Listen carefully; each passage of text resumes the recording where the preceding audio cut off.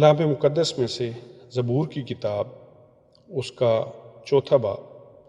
جب میں پکاروں تو مجھے جواب دے، اے میری صداقت کے خدا، تنگی میں تو نے مجھے کشادگی بخشی، مجھ پر رحم کر اور میری دعا سن لے۔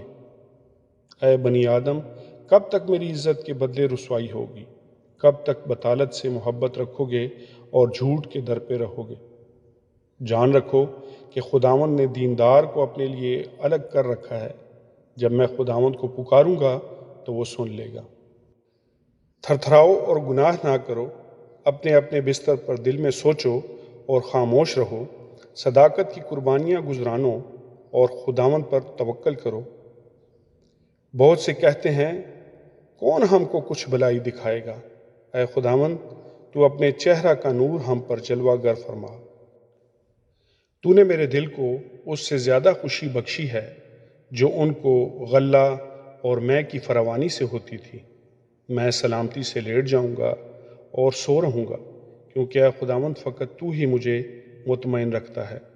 خداوند کے پاک کلام کی پڑھے اور سنے جانے پر اس کی خاص برکت ہو۔ خداوند کا شکر ہو، آمین۔